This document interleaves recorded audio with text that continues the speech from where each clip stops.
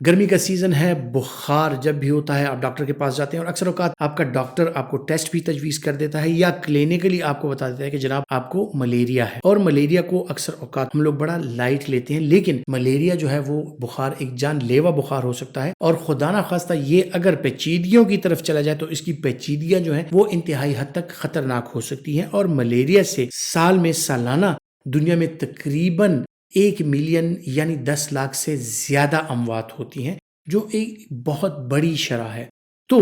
جو life threatening infection ہوتے ہیں ملیریا کے، اس کے لیے کیا چیزیں ہیں جن کا استعمال کیا جا سکتا ہے؟ مختلف قسم کی دوائیاں، مختلف قسم کے جو اینٹی ملیریلز ہیں وہ ٹرائی کیے گئے، لیکن آج کل جو ایک کمبینیشن ہے اور آج کل جو ایک افیکٹو دوائی ہے پلازموڈیم کے اگینسٹ، خصوصاً پلازموڈیم وائیویکس، پلازموڈیم فیلسیپرم اور اس طرح مختلف قسم کے جو پلازموڈیا ہیں، جو ملیریا کے جراثیم ہیں، ان کے خلاف جو کارگر دوائی ہے ان میں آرٹیمیتر اور لومیفینٹرین کی ایک کمبینیشن آتی ہے۔ آرٹیمیتر ایک ملیریا کے اگینسٹ ایک دوائی ہے جو ملیریا کے پلازموڈیم کو ختم کر دیتا ہے، اینٹی پیراسیٹک یہ دوائی ہے، پیراسائٹ کو ختم کر دیتا ہے۔ اس کی شارٹ ہاف لائف ہے، بہت جلدی افیکٹو ہوتا ہے، بہت جلدی آپ کے پلازموڈیم کو ختم کر دیتا ہے، لیکن اس کے ساتھ جو لومیفینٹرین ہے اس کو ملانے کا مقصد کیا ہے؟ لومیفینٹرین اس کی لانگر ہاف لائف ہے اور یہ دوائی لمبے عرصے تک آپ کے بلڈ میں رہتی ہے اور پھر اس ملیریا کے ریلیپس کو یا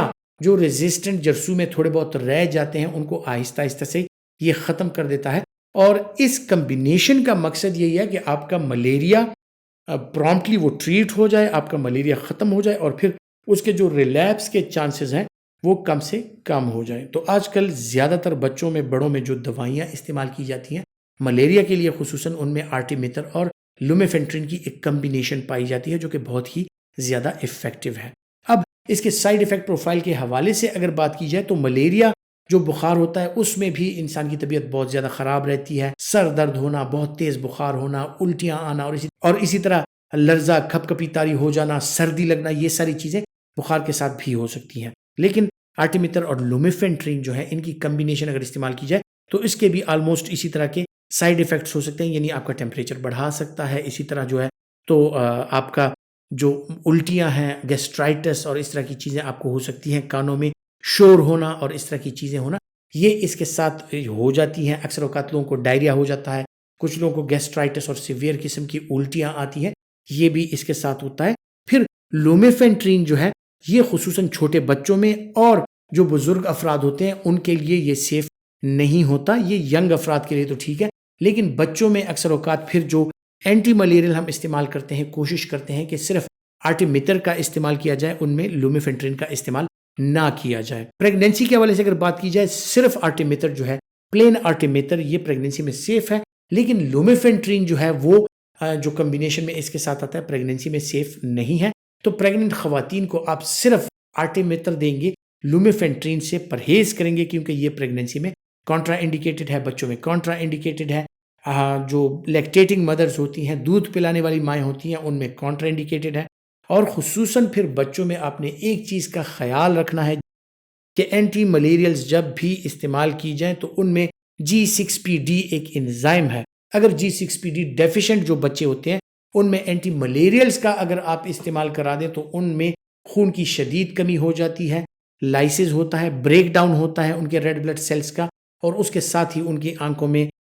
بلیروبین لیول ان کا بلڈ میں بڑھ جاتا ہے، تو آنکھوں میں پیلیا یعنی جانڈس، اور اسی طرح جو ہے تو خون کی شدید کمی ان میں واقع ہو جاتی ہے۔ تو جو G6PD ڈیفیشنٹ بچے ہیں ان میں آپ اس کا استعمال ہرگز نہیں کر سکتے۔ پھر اس کے جو میجر سائیڈ ایفیکٹس ہیں، بڑوں میں اس لیے لومیفینٹرین کا تذکرہ کیا کہ کانٹرا انڈیکیٹڈ ہے کیونکہ یہ جو ہے تو آپ کے ECG پر جو چینجز ہوتی ہیں، آپ کے ہارٹ ردم کے حوالے سے QT انٹرول کو پرولونگ کرتا ہے، خصوصاً جو بزرگ افراد ہوتے ہیں جو دل کے لیے دوائیوں کا استعمال کر رہے ہوتے ہیں، ان میں اگر اس کا استعمال کیا جائے تو اس کے ساتھ جو ہے ان بزرگوں میں QT انٹرول پرولونگ ہو سکتا ہے، ECG پر چینجز آ سکتی ہیں، ہارٹ بلاک کا وہ شکار ہو سکتے ہیں، اور خدا نہ خواستہ دل کے حوالے سے کسی بڑے نقصان کا پیش خیمہ ثابت ہو سکتا ہے۔ تو اسی لیے اس کا استعمال جب بھی کریں، آپ کا ڈاکٹر ہی بہتر سمجھتا ہے کہ کس مقدار میں یہ دوائی کتنے دن تک دینی ہے، لیکن اکثر اس کی ڈوزج جو ہے وہ 3 دن پر محیط ہوتی ہے، اور 3 دن کے بعد اس کی ڈوزج کو بند کر دیا جاتا ہے۔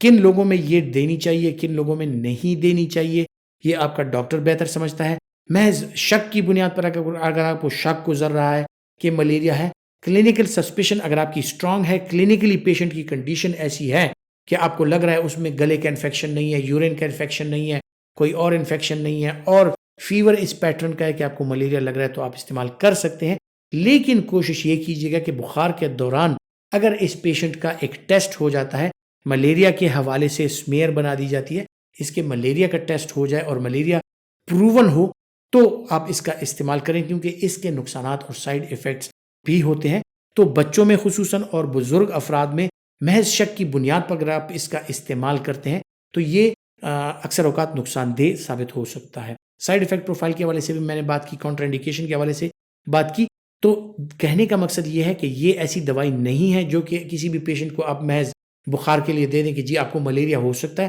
اور آپ یہ دوائی کھا لیں، کیونکہ یہ دوائیاں جو ہیں آپ کے لیے خطرناک بھی ثابت ہو سکتی ہیں، جان لیوا بھی ثابت ہو سکتی ہیں۔ خواتین حضرات، امید کرتا ہوں میڈیسن نالج کے حوالے سے جو معلومات میں آپ کے ساتھ شیئر کرتا ہوں وہ آپ کے لیے فائدہ مند ثابت ہوں گی، اور اگر آپ سمجھتے ہیں کہ فائدہ مند ہے تو یہ ویڈیو لائک کیجئے، زیادہ سے زیادہ شیئر کیجئے، اور اپنا کمنٹ ضرور دیجئے ان باکس میں، تاکہ ہمیں اندازہ ہو سکے کہ کون سی ایسی چیزیں ہیں جن کے بارے میں آپ جاننا چاہتے ہیں۔ اپنا بہت سا خیال رکھیے گا۔